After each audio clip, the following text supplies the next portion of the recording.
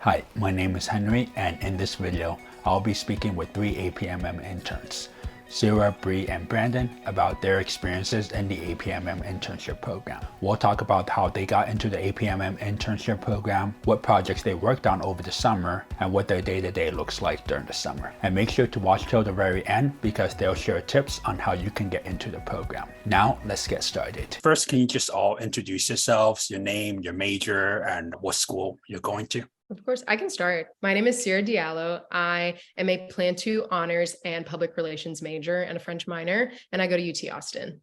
So I can go next. My name is Brie. I'm a marketing and finance major at Rosemont College. My name is Brandon Silva. I'm a MIS and neuroscience major at the University of Texas at Austin. How did each of you hear about the APMM program, and what was your journey like to getting into the APMM program? I know that for me, I actually heard about it through someone in my school who posted about like their journey to get the internship. And I remember them posting it on Instagram. And then like a year or so later, I just happened to remember as I was looking for internships to apply to. And I was like, oh my goodness, like the APMM program, I'm going to apply to that. In terms of my journey to getting in, I think it was a little bit different from everybody else's. I didn't know that Google had any programs. Like I didn't know about immersion. I didn't know anybody else who worked in the company. And I'd actually more recently learned about what even APMM was. So I remember, I think I applied as soon as it opened in maybe October or September-ish. And I didn't hear back, I think, until late November. And then I finally interviewed in January and got an offer then. And that's how I came to be. For me, I first found out about the APMM program. It was during a coffee chat my freshman year. And that led me to apply to the Bold Immersion program, which is like the pipeline into the internship program. I luckily got into that.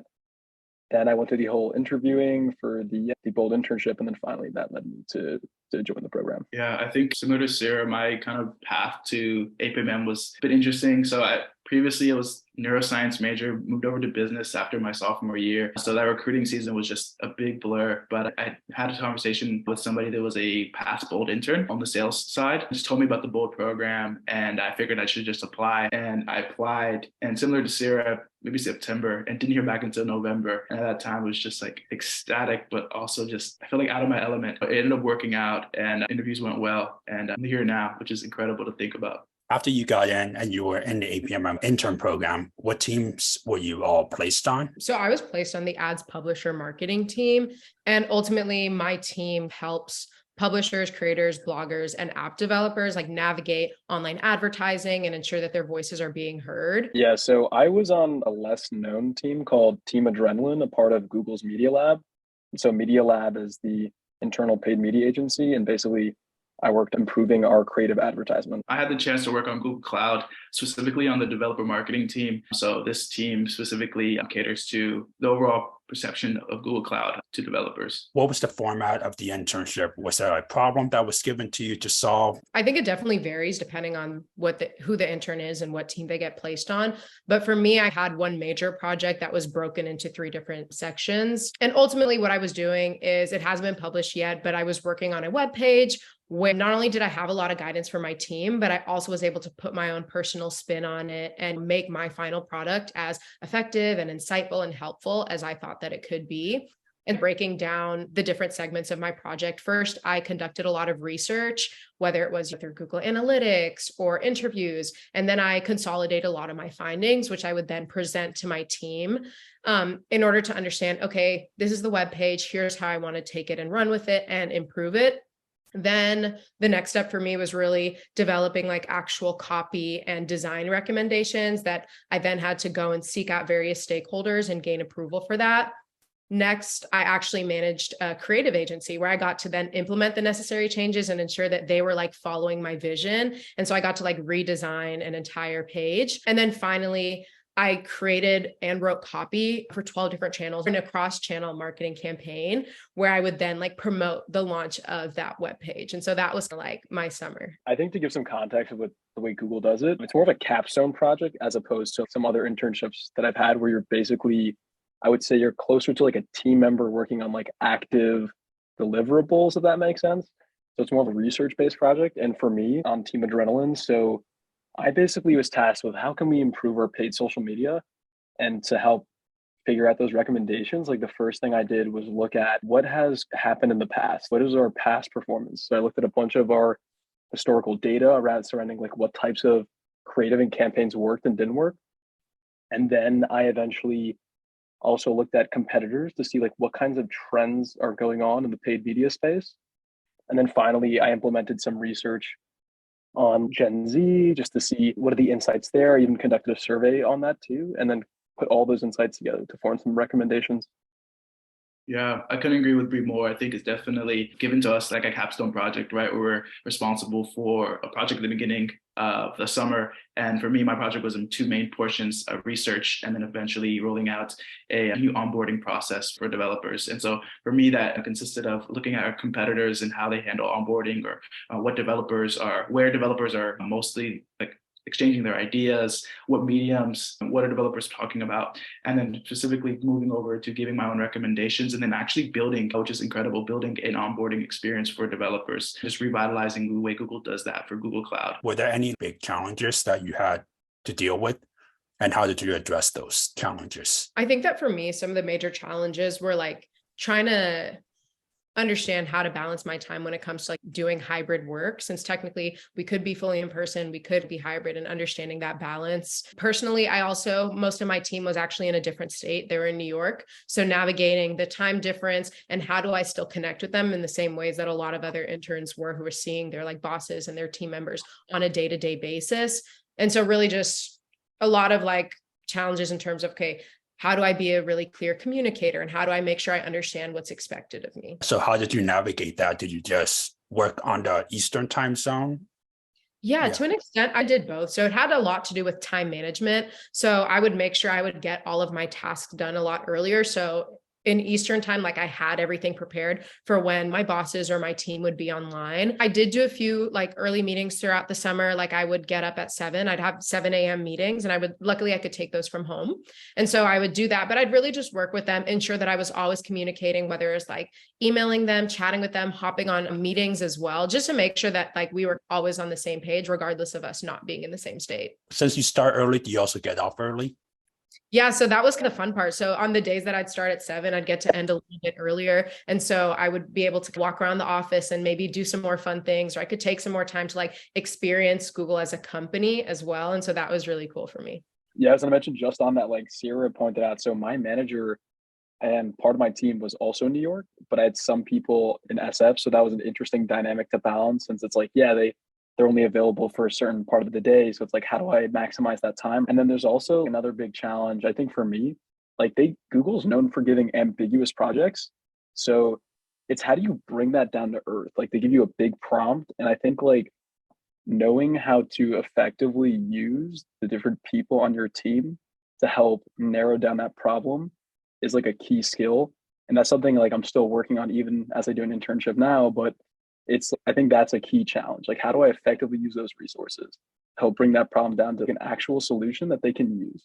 Because I think during the internships, you can go into recommending something that is nice, but it's not as feasible as other things. But yeah, I think that's what I would say. Yeah, I couldn't agree more on ambiguous projects. And I know my other Google Cloud interns that were on Google Cloud with me this summer can also attest to the fact that I think a big challenge with a lot of products is understanding the product, right? And to effectively make a project or handle, say, some strategy for a product, you need to understand what the product is. And so Google Cloud is a big product with many sub products beneath it, and understanding things like network topologies and resource hierarchies was a difficult learning curve in the beginning. And I think being able to tackle that hurdle was really helpful, to just have people on your team, and like many coffee chats were had to really understand and wrap my head around the product. But I think one of the things that Google does really well is providing resources and access to individuals that are going to be able to, they're all willing to help you. I think everybody was so friendly there, and I think they love the interns. You can put a coffee chat on somebody's schedule and it'll always be agreed upon, and they'll always like make time for you. So Google did a good job of that, but it was still hard to wrap your head around some of the products that we're working with. For Brie, you mentioned ambiguous problems. So how did you bridge that gap? It was getting in line with my manager. What are the actual goals for the team? What are we actually trying to solve? And what are those constraints? And that gives you a baseline of like, all right, what can I do? What am I optimizing for? And then like, what can I not do? And so once you have that down, it's like, okay, for me, we're trying to improve paid social. What does that entail? What aspects of an ad are the most impactful? What channels are important for achieving XYZ objective? Then you can start looking at, okay, like what are our reports? What do our reports say about like our past 6 months of performance? And then you can use that to then just dive deeper as far as, well, okay, like which channels do we want to optimize for in the future? And then for Brandon, you mentioned understanding the product is really key to actually doing the work. So outside of coffee chats, what other resources did you find that was helpful? I think Google had done a great job of creating educational resources for, of course, developers, but I definitely benefited from utilizing those resources myself. I was definitely doing a lot of those courses and learnings on my own. And so there was a lot of studying outside of the work hours that I utilized to familiar myself with the product, really get my bearings on what Google Cloud is, all its sub-products, and some of the most important ones that developers interact with on a common day-to-day basis. And so for me, taking advantage of the plethora of resources that Google has was super, super helpful for me. Earlier, you mentioned y'all did a presentation on your work at the end. How do you know if you get the return offer, or how do you know you did a good job? Yeah. So at least for me, and I think for the most of us, honestly, at the end, you close out with your manager, your team members, and you can do a session where there's a lot of evaluations and just understanding how you did throughout the internship, how you felt like you performed. Do you feel like I did this and this, or did I really live up to what I wanted to do? And did I make the most of my time here? That's a really big one. And then at the end, after your internship, you eventually hear back from a recruiter on what the status of your like conversion is. Yeah, and just like to provide some more context there, a lot of tech companies, they'll do this format where they have a midpoint and a final feedback for the interns. And I would say by the midpoint, you're going to have a good sense whether you're probably going to get that offer or not, because by that point, that's a make or break situation, right? If you have negative feedback, you really have to do something amazing to show and prove to your team that like you're worth it for them to convert. And of course, there are unique situations, right? Like maybe some people don't have the best relationship with their manager, and that could be a big factor. But I think as far as like conversion is concerned, by the final point, you're going to probably do a presentation in front of your team, your manager, and probably like a VP. So it's a pretty big deal. And that's where like you really want to sell that you know your stuff and that you're recommending something based on data and everything you accumulated during the internship. And yes, you'll hear back probably a couple weeks, maybe a month afterwards from the last day, but you'll probably have a good sense. Like that's where I think frequent feedback with your manager is absolutely key. Another thing I want to touch on is the fact that like the final presentation looks different for across your team and across intern projects as well. I know I presented in front of my managers and a VP, but there's some interns I know they presented in front of as much as 50 people. So their whole department. So it looks generally different, but basically at the end, it's wrapping up your capstone, wrapping up your entire project. It's this final presentation that you can really just talk about your entire project, talk about how your summer went and what you learned. And from there, and based on the feedback that you get on your midterm, and also your just day-to-day communication with your managers, they use all these, and also you can provide your own feedback as well about how you feel your internship went and your own reflections. And all these things are utilized by your managers to provide your final feedback. And from there, they'll use that feedback to make that hiring decision. And reset, you'll hear within a couple of weeks to a month after your internship ends. And yeah, that's how it usually wraps up. What does that feedback conversation look like? Is it scary? How did you all experience that? I think that for me, it was not scary at all. I made it a point throughout the entire internship to constantly be asking for feedback. Hey, could you help me with this? Let me know what you think of this. Or if I'm ever doing something that, doesn't really make sense to you, please let me know. And so both the midpoint and the final, it was very much, I already know what's coming. And because I was also able to build a really good relationship with my team and my boss, and ultimately the people working on kind of the final evaluation, it was pretty like transparent in the sense that it was not scary at all. I went in there as if it was a normal conversation. And I think just being able to take constructive criticism is a skill you should have throughout your life. And so if you have that ability, it's not threatening at all. Yeah, I think Sirah said it perfectly. Like the frequent feedback, it's absolutely a must. Like I think every day or even every time you meet or once a week at least, get that realignment. Am I doing everything that you want me to do and expect me to do?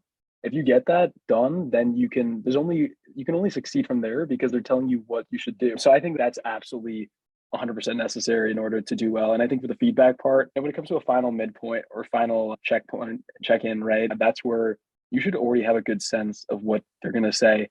And that comes with doing everything that I just said, like that frequent feedback, making sure you have buy-in from not just your co-host, but the team. Does everyone else in your team like you, or not? It's not just, but do they have evidence to support that you're a good candidate, like you're thoughtful, you're considerate, that you could add value to the team? And that just comes with asking the right questions, responding to their emails pretty quickly, asking for the proper amount of help. Don't be too buggy. Make sure you're presenting not only problems but also some solutions to issues.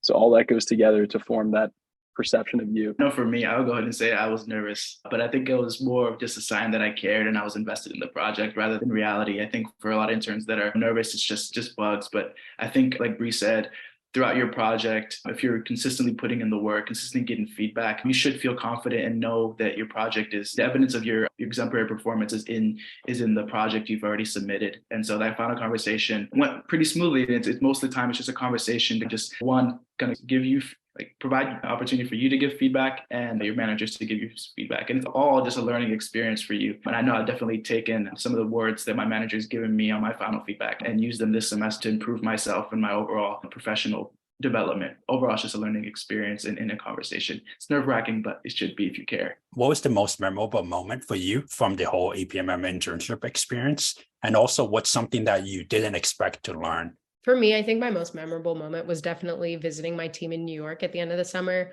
It was really nice being able to meet everybody in person and also present like the culmination of my research and my entire project in person. And additionally, I think for me, something that I didn't expect to learn. So going into the internship, I made it really clear that I wanted to dip my toes into many aspects and like areas of marketing.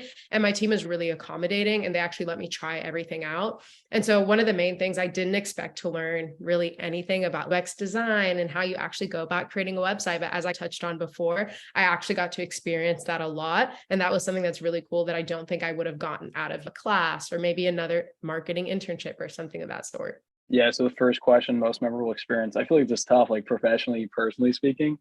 Yeah. So professionally speaking, we had a team offsite in the very beginning of the internship. It was really amazing just to get to know the team because in Media Lab, there are a lot of people. And so especially as a new intern, it's helpful to know who does what and how everyone plays an important role inside the entire machine. And I think like also, as Sirah mentioned, like presenting my presentation and recommendations at the very end was exciting and also like rewarding. And then also the other aspect of that question was, what was the unexpected learning or something like that?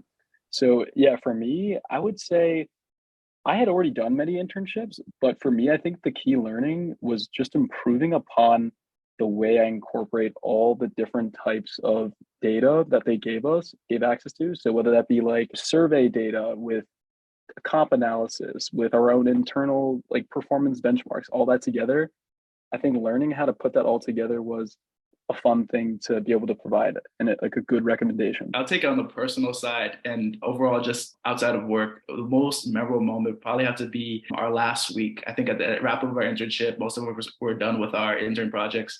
We all together came together to rent out a boat and go onto the San Francisco Bay and just were there and had an incredible moment, just all being there together as interns. It was an incredible wrap up to the summer. Sunset was beautiful and just really had a chance to just be together one more time with all of our friends. We made really great relationships throughout the summer. So definitely a memorable moment for us. And again, like what's something I didn't expect to learn. I didn't expect to really become so close to and learn so much from just the individuals that were there. I think even Brie and Sirah themselves, there's so much I learned from them and just being around so many intelligent and very passionate people. You can pick up a lot from just absorbing how they work and what they do and what they're passionate about. So obviously we'll say relying on individuals there to learn from is something that I didn't really expect to or didn't even anticipate, but it was incredible. What does your typical day or week look like? Once again, with kind of this hybrid work, I had a lot of flexibility personally, especially because my team wasn't in the city that I was in. And so I wasn't necessarily tethered to one specific office, even though technically my office was Mountain View. And so a day in the life for me, a lot of the days I would wake up really early to either work out in my apartment or I'd hit my 7 a.m. spin class that sometimes Brie and Brandon were also there too. And some of the other interns as well. And then I'd hit the showers, grab breakfast with the interns. And then before starting my work, I'd grab my iced oat chai latte and then head into a meeting room that I'd booked for the entire day. And I'd pretty much spend the day in meetings with my team members or with my boss. I would have a few coffee chats with other Google employees. And then I would also do a lot of work pertaining to my project. And at the end of the day, I would usually head to dinner before heading home.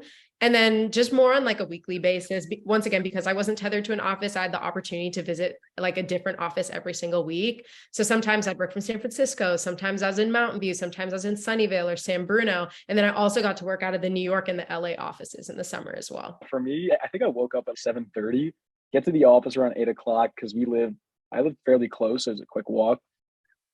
Breakfast 8 to 8:30 or 8:15. Get started early. Have a meeting with my professor, not my professor, my manager early on in the day, just to get synced for the everything else going on. Then I continue doing my own research, have another team sync, various other meetings or coffee chats, lunch, and then that whole process would repeat with me doing my own research, other coffee chats, and maybe some other meetings to help get through a hurdle with one of the problems that I was going through. And then, day would end around 5 or 4:30ish, get down to the gym, do that, dinner at the office because Google has that. I would highly take advantage of that if you're an intern. And then that whole process would repeat till Friday. And then Fridays, as Sirah mentioned, that's where I'd go to one of the offices if I had time, another office like Mountain View or Sunnyvale. And then during the weekends, it's whatever was planned with the other interns. So yeah, I think one of the aspects of the internship that was interesting, especially having a hybrid internship. I know my manager was located on the East Coast, and I know I didn't really have anybody there specifically with me in person a lot of the time. I know we would have some synchronous meetings that would happen every single week at around the same time. But other than that, I think our schedule was mostly up to us to create, which in the beginning, a lot of room for just lack of a better word, ambiguity of how to organize your schedule. I think throughout the process and throughout the summer, us interns found a routine and fell into our own schedules that worked best for us. So for me, I had to create and block out my own time of this is dedicated heads down working. I would block it off on my calendar. And this is time that I've set aside for coffee chats and to be intentional about meeting in other individuals across different teams that I wanted to get new experiences in or experience with. And so for me, my typical day to day or week to week looked totally different. And similar to Brie and Sirah, I try to go to as many offices as I could to see incredible places and incredible things that were there. Each office had its own unique vibe and its own unique amenities there too, so to look at and to take advantage of. So definitely a lot of flexibility on there, but you have to be careful with that flexibility too. For college students who are interested in applying to the Bold Intern program, and more specifically the APMM internship, what does the APMM internship program look for in a potential candidate? I think that for me, while I'm not entirely sure, one common trait that I noticed among the cohort was very much, and we talked about this a little bit, but passion. I think that if you're passionate about marketing and you really resonate with the company's values, and then you're able to also communicate that enthusiasm and your desire to be immersed into pretty much everything that Google has to offer, was something that a lot of people had in common. Yeah, I think advice to other people looking to join the APMM program, I think one, on a more tactical point of view, get some relevant marketing experience. They're looking for marketers, although there are some outliers in our cohort. I think if you really want to sell yourself the best you can, get that relevant marketing internship experience, whether it's something unpaid, whether it's on campus, whether it's another internship, get that as soon as possible. And then, of course, I don't think grades are the highest priority, but I think it does matter a little bit. And then last but not least will be the last thing. Yeah, I think any other way you can show your interest in tech as well as marketing, that's what you got to do. So whether you have a blog, maybe you do blog content, that's a way of showing interest in a certain topic. And maybe that's about tech. That also helps too. So I think all that together, those are some other key areas, as well as leadership experience. If you're involved in a club, I think that was another commonality that I noticed in our cohort. Everyone was involved with maybe some kind of student organization on campus. So I think that's another thing that they look for is natural leaders on campus. So I would do all those things and above. And if you look at just even me, Sirah, and Brie, our backgrounds are entirely different. And you look at all our Bold interns as well, our APMM cohort. There's majors from all over, from marketing, yes, but we have finance majors. Like I said, I was a neuroscience major before this, but I think what is that passion, that drive, and that interest in tech overall that shows in your resume, however you show that in your interviews. If you can capture that, I think it's something that Google looks for, and it wants individuals that are just eager and willing to learn and passionate about what they do and what Google stands for as well. Those are commonalities that you'll see. No matter the differences, you'll see that in each one of our APMMs. Just curious, besides marketing as a major, what were some of the more common majors? So yeah, surprisingly, there were of course there's marketing majors, but it wasn't as many as you think. I don't know if it was a majority. I don't know if there's a single major in particular. I Maybe think business management, but what else? I was going to say, I think there were a lot of like business majors in the sense that like within the business school, I think that was probably the biggest majority, but not necessarily like everybody's marketing. I think there were a good amount of MIS people as well, but there were also a lot of outliers. Like I'm public relations. I'm also in a liberal arts major as well. Like there's some sociology majors, like it was pretty spread out. And like Brandon said, like neuroscience as well. So I think there's a good balance. I think that was a surprise, the fact that we all came from these varied backgrounds. And I think the commonality is there. We weren't all marketing majors. We all had some kind of marketing experience that we were able to sell. And that's like the key thing. If you're a good marketer, you can sell yourself. So how were we able to do it? Through other clubs and other activities like that. I know we touched upon this. What advice do you have? This applies to more so to the application/interview process. What advice do you have for college students who are prepping for that? Yeah. So for the application and the interview process, I didn't know it at the time, but definitely I think there should be an emphasis on using your network and your resources. Like going into the internship after I came out of it, I realized like I think my journey to the company could have been a lot more streamlined in the sense that there were a lot of people who reached out to individuals that they knew on LinkedIn who had done the program, or maybe were from their schools, they'd done coffee chats, or maybe they like looked up a lot of YouTube videos on the program. And so they had a better understanding of what they were walking into. So I think like being able to capitalize on the people and like maybe somebody who works there, maybe you could get a referral. I think there's a lot of ways to go about it. And also just doing a lot more research on the company as well. I think it's important to do minimal research, but for example, I didn't know about like immersion or things of that sort. So doing a lot more research on all the programs that Google has to offer, whether it's like immersion, certificates, or courses, things of that sort, I think is also really important. For me, I would break it into getting the interview and passing the interview. As far as getting the interview, that referral, like how do you get a referral, coffee chats, doing things like that, reaching out to your school's alumni. Also, so there are also fellowship programs like MLT. I don't know if anybody knows about that, but those are great programs because they have connections with large tech companies such as Google, and they can help get an interview. And then also like Google's own immersion program, that is a funnel into the internship. So you still have to apply to it, and it's like an essay. And that's another thing you can do to increase your chances of once again getting that Google Bold interview. And then as far as passing the interview, it's behavioral and case. So study up, write down all your behavioral questions. There's only 20 possibilities. Get them all down, recite them. For hypotheticals, that does involve more marketing knowledge. So as Sirah pointed out, study up on the company. Know what are their strengths and weaknesses? What are the strengths and weaknesses of each of the PAs, the product areas? So I would really study that up and then just get used to that critical thinking mindset. What are the goals? What are the constraints? And which variables can I mention to come up with some solution for the case? The word of advice to any, college student that's looking to apply is if you don't have these experiences, I wouldn't say to lose hope. I think for me, I wasn't bold immersion and I didn't have a reference, but I still made it in. And so I will say, by all means, those things help and you should do those things. But if you're looking at yourself and you don't have this MOT on your resume, or you don't have bold immersion, I don't want you to be dissuaded from applying. Definitely apply, show your passion, show your interest. And once you get that interview, really do your part to prepare for those cases, understand the different product areas and what Google is looking for. But yeah, just always I give students that advice. Don't be discouraged from applying. What advice do you have for incoming APMM interns who are about to start their summer? Yeah, so I would definitely say just have fun, go in ready to work really hard, but also build strong relationships with those around you. And I think like a common theme that I was noticing is that there were a lot of people who, even though they were there, even though they'd made it, they were a little bit confused maybe as to why, or they didn't feel like they should be here. So I feel like my advice would be like, you deserve to be there. If you're there, you deserve to be here. You should be excited for like the summer to come and really just make the most of every single thing that the company has to offer. Yeah, love that. And I think so before the internship, one thing you do, obviously the group chats, if there isn't one, create one. If there is one, join one, right? Like get involved in that group chat, speak to people, start talking and find who could be a potential roommate, because the roommate situation, that's like honestly key for your like initial social life the first couple of days. And then once you do that, when you're actually there, as Sirah pointed out, like the imposter syndrome, some people have it more than others. If you have it, yeah, realize this is like they chose you for a reason, like supposed to be there.